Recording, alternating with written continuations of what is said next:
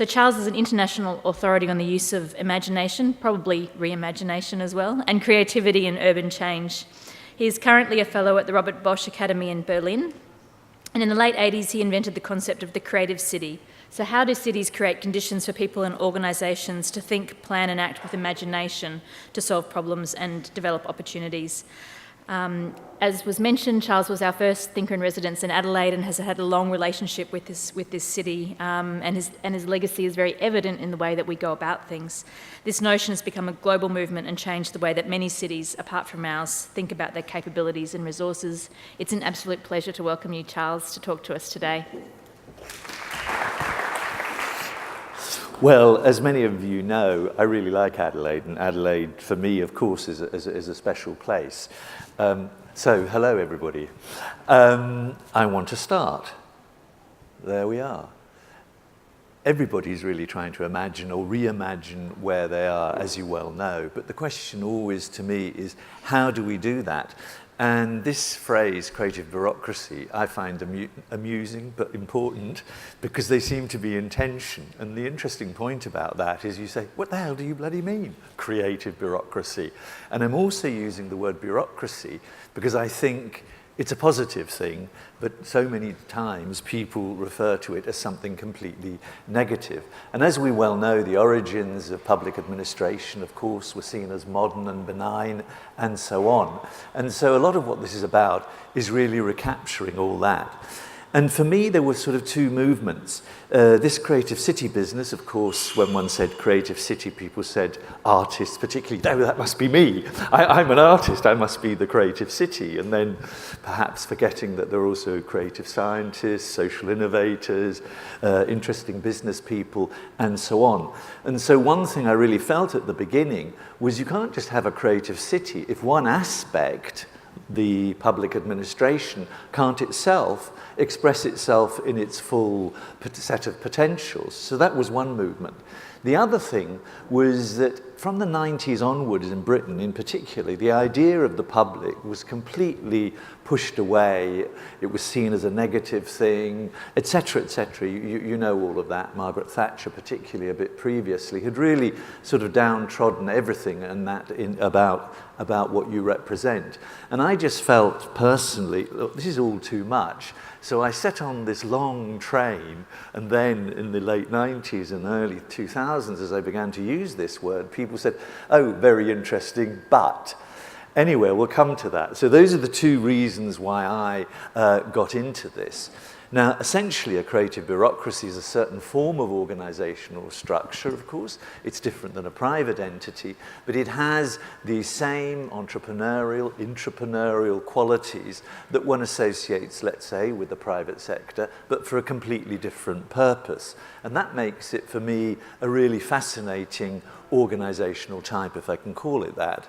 This is just Belfast City Council. It just shows the sort of pride that many cities had in their town and city halls and so on. Now, one of the things I'm really thinking about, and this is a major event in Berlin, which is about what are the next walls to fall. And I think one of the next walls to fall, and it is already falling, is the wall between, is it a different structure we want in these public administrations, or is it a different culture? And Margie and I, and Margie Korst, who's here, who's helped me a hell of a lot on all of this, constantly were saying, is it the structure, is it the culture, is it the structure, is it the culture? And in the end, we said it's the culture. Because the system, however many reform programs one has and rejiggings and all of that, essentially it's about the people in there, how they behave, the leadership, the models they set of themselves. So this cultural thing is a bit like the other invisible hand that make things work in certain ways. And funnily enough, I saw this graffiti in Israel. It said, culture is not our, what does it say, operating system. So it's not necessarily the first thing you think about. But I think, as we all know, it's the deeper driver that makes so many things happen. Now, we did a survey, and we've just redone this survey, and many of you, I think, in the room have answered that survey. And many of the things you're saying are things like, we need to soften the system, we need to find the ability to engage with our inner self, to be the best we can be, to relax across boundaries. We know for 40 years people have been talking about silos and so on, etc., etc. You know all that. And then obviously this notion, the value of the connector, the person who can see by having an overview that I can bring one and one together, and perhaps that makes three. Perhaps that's the solution we're finding. And so all of this requires a sort of spirit which unlocks a sort of climate for ideas, which perhaps ultimately leads to a solution and innovation that's necessary. I saw this garbage thing in Berlin, and Müll means garbage in German, and they've just done it anyway, you get the idea of what, it's a German pun. It's all right if you speak German, but broadly it says garbage people have talent. But that's just a point. The point also is that effectively when we think of these resources that we're talking about, it's the equivalent of a currency. So the capacity to have an open-minded setting and environment is a bit like having a vast new budget. So of course we know there are cliches, but there are also critiques about the bureaucracy, but there's also inspiration, there's light on the horizon definitely, and I certainly think there are ways forward. Now, I don't want to be too cliched in showing you the cliches. One of them, of course, is the red tape cliche. The other, this is actually an office I was in, but that's what many people think public administrations are like. They're not all like that. They're often very nice. Others say public administrations write too many reports. This is Paris's reports on the greening of the economy. Some people say there are too many reports, but you get the idea. These are all the sort of cliches that people talk about. The other one, of course, is this, which is completely untrue. Now, I'm not asking you to read any of this because this is the essence of the book, but all of these things here, you know, there's many good people, obviously we know there are good values, obviously there's the point of can you be credited, often then a new government comes in and thank God in this case hasn't ditched your old ideas, but often that happens. No, no, no, no, you won't be ditched, it won't be ditched, nothing will be ditched. The whole idea of reform fatigue, all of these words, forget them. You've experienced it, you know what they all are about. But one thing is true, that there is frustration, not necessarily here, but there is frustration. And the frustration often is to do with what people define and call the system. And what we're really trying to do, I think all of us, is soften that system, to get out of those boxes, to work across the boundaries, as we said. Now, given the context, and I'm now going to move to the bigger context, why this is also important, this new form of public administration, is simply about the complexity in the world. We all know that the world is complex and has lots of wicked problems. And one of the things that we also discovered was that when you look at a lot of entities, there's lots of pieces of research by Adobe, by IBM, by Gallup and so on, which show a vast dissatisfaction with people's work lives, both in the public and the private sector. And that, of course, is worrying because it leads to disengagement. And the result of all of this, from our scientific, broadly scientific work of interviewing many, many, many people and doing case studies, is that people's discretionary effort is minus 35% if the system isn't warm, isn't open, isn't enabling. And that minus 30% is all that stuff that could happen. Now, what does that mean, the discretionary effort? It means, oh, can you just help me? It's 5 o'clock, and someone says, no, actually, I've got something else to do. But if the system is warm, yeah, sure. What do we want? And that 35%, I'm banging on about this 35%, is a vast resource that can be untapped and is there and willing. Another issue, and one of the triggers, because suddenly this idea has become more popular than it was before, and it's partly because there's a recruitment problem. Because if younger people, and this is just a representation of 2 younger people, think that this entity called the public administration is restrictive, is slightly deadening and all of that, of course they won't want to work there. They'll want to go, I don't know, to an IT or banking or whatever they want to do. And in the case of Berlin, I'm mentioning Berlin a lot just because I happen to be there a lot at the moment, is there are 80,000 public administrators going to retire in Berlin in the next 7 years. Now, they want 80,000 people, and they want 80,000 ambitious, intelligent, clever, etc., people. So therefore, that system needs to feel desirable and interesting. So what often happens, as we discovered and you know, is often these systems recruit the brightest people, but in a sense, teach them perhaps to conform too much. Now, of course we want rules, of course we want systems, of course we want fairness, of course we want accountability, but it needs to be more about the spirit of the rule rather than the letter of the rule or the letter of the law. And it was very interesting. We had a sort of foundation meeting of something I'm going to mention a bit later called the Creative Bureaucracy Festival in Berlin, in Angela Merkel's office. And the guy who was chairing the meeting gave me this thing, I don't know what it's called in English, the Gittermappe, the thing, the folder where you sign that you've seen it. And he just said, at the beginning of the meeting, he said, here's one of these folders. Do you know what happens? By the time the 9th person has signed that brilliant idea that was in there seems to have evaporated somewhere. I don't know where. So when we give prizes in the Creative Bureaucracy Festival, people will get either gold, silver, or bronze, bronze folders. But anyway, you get the idea. It's just a problem that we all face. And there's also another problem, which is really that question of alignment. Let's say those younger people I just showed. There's a misalignment often between what they do in their private life and how they behave in that, and then what happens in their work life. And that really makes people, well, I don't want to say unhappy, but less happy and less satisfied than they could be. And that sort of seamless connection between me, who I am, and that what I am at work is really incredibly important. Now, what all of this is about is really just a clarion call. And the interest comes, to elaborate that a bit more, because there are a number of problems that you know about.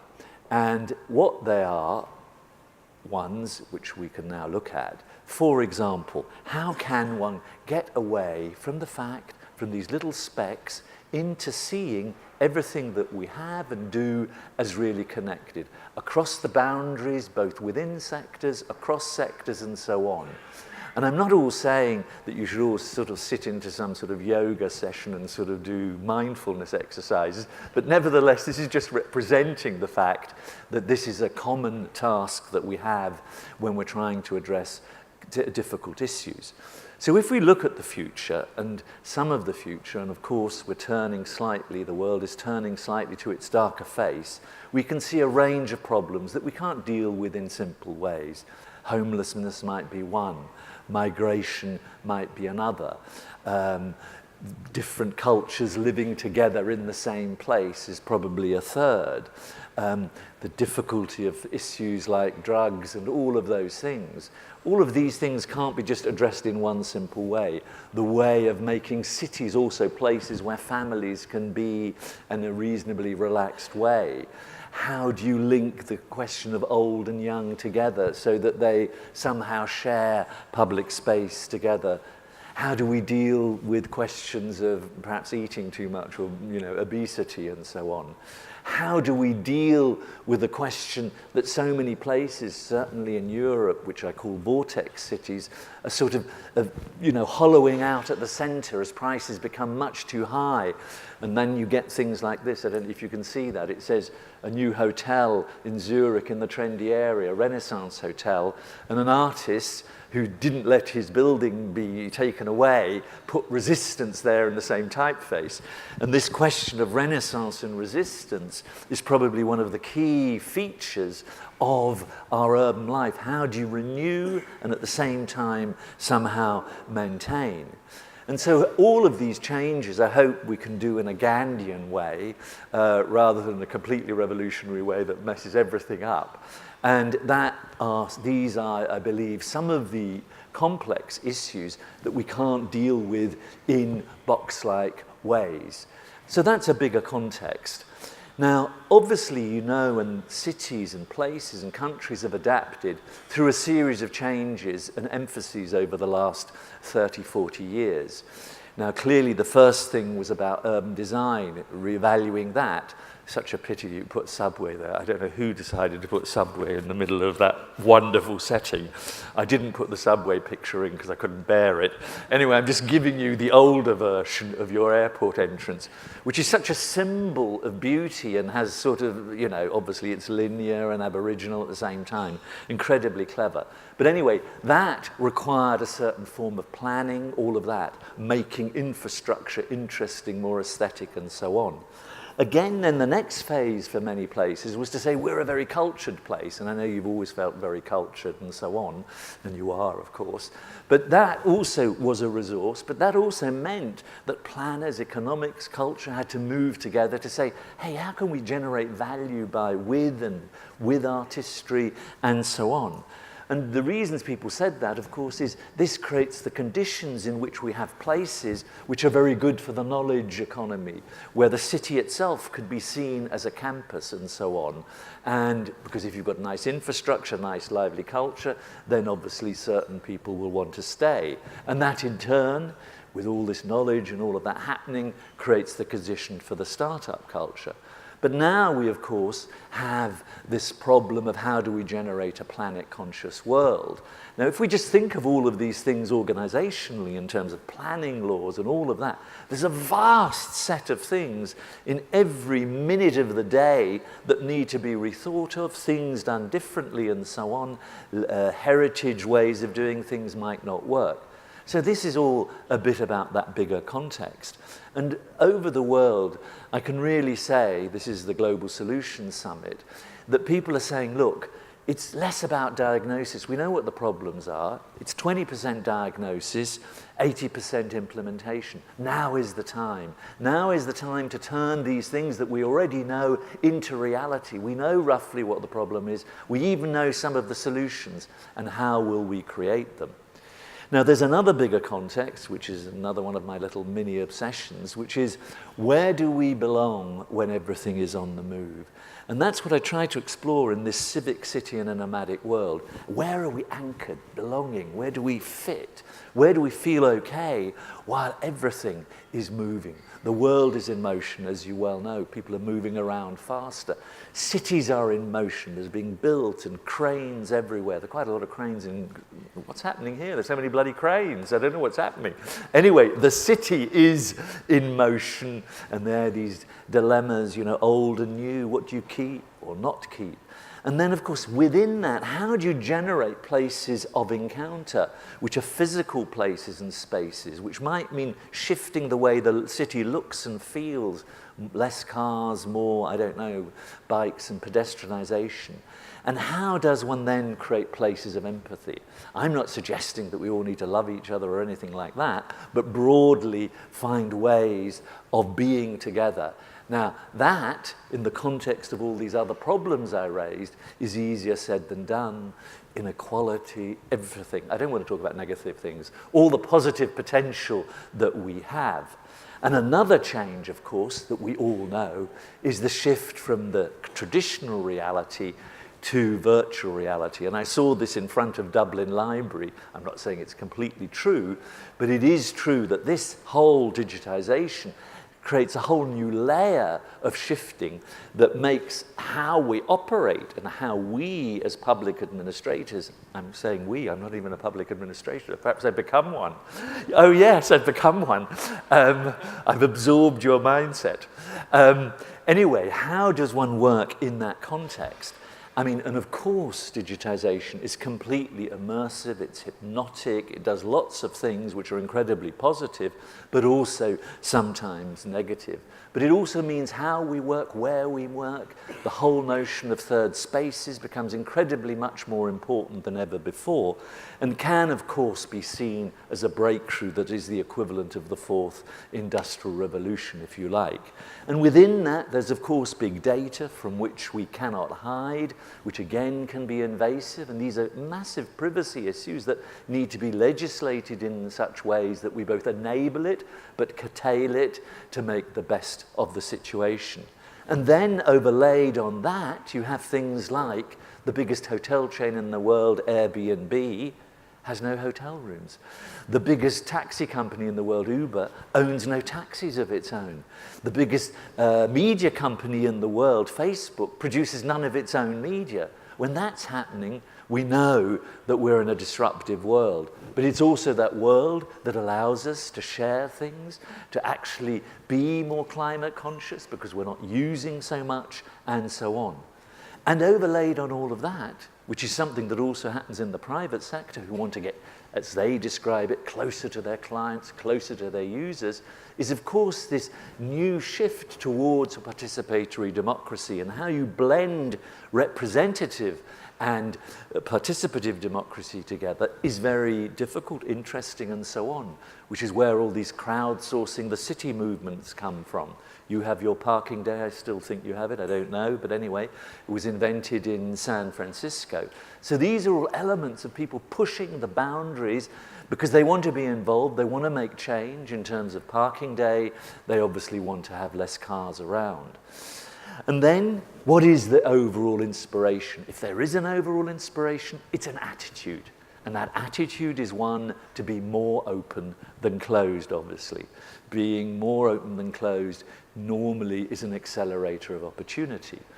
And I'm just showing you this. This is a Berlin building, and Berlin, you know, is all, lots of people think it's interesting, but this building and many, many, many other things that make Berlin what people think it's so wonderful about it happened as one person who ran this building said, behind every great project is a creative bureaucrat.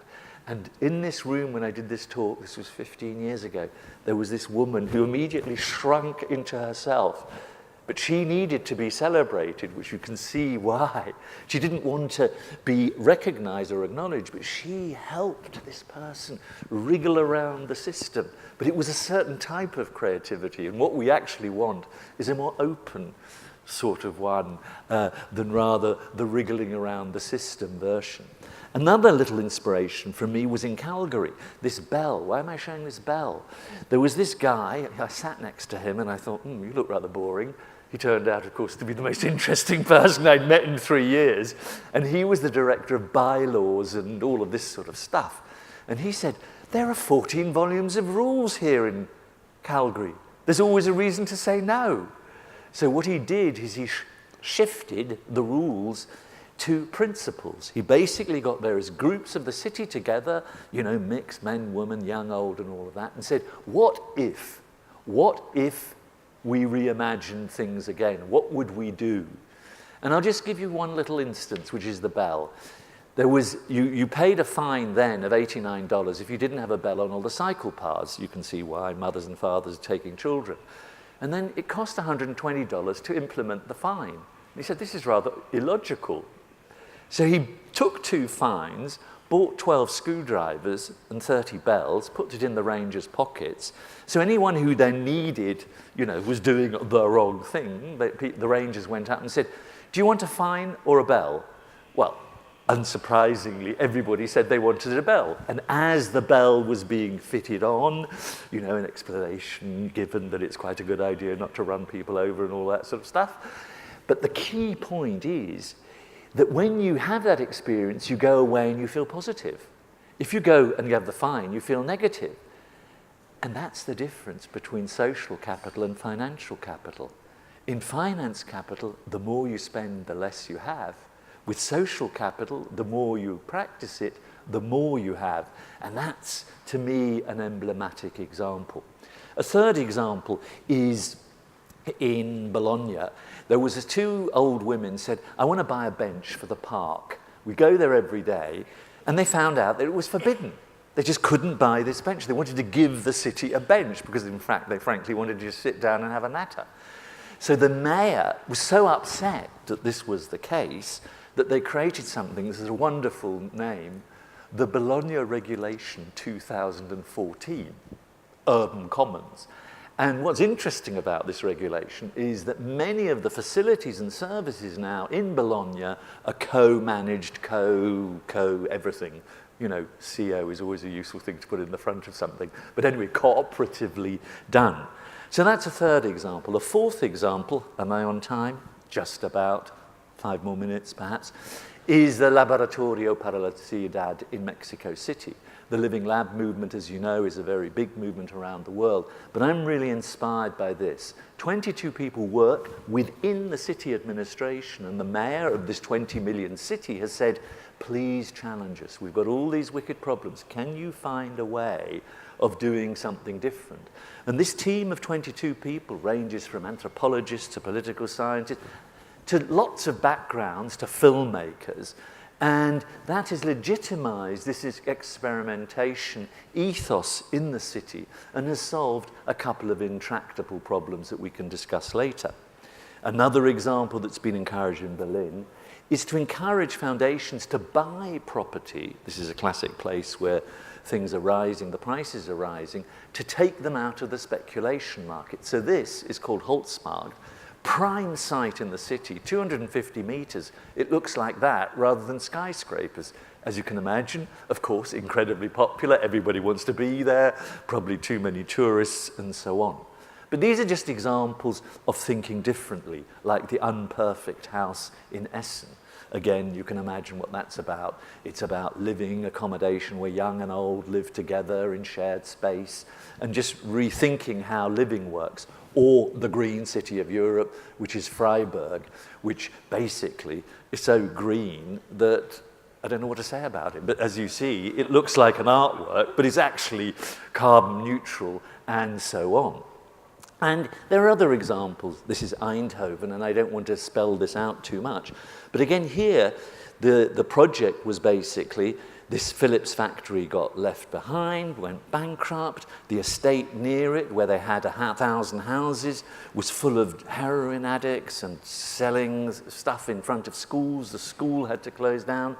And what this guy did, which is Social Housing Corporation, said, look, I'm going to give students half-price rent, but we're going to do a deal.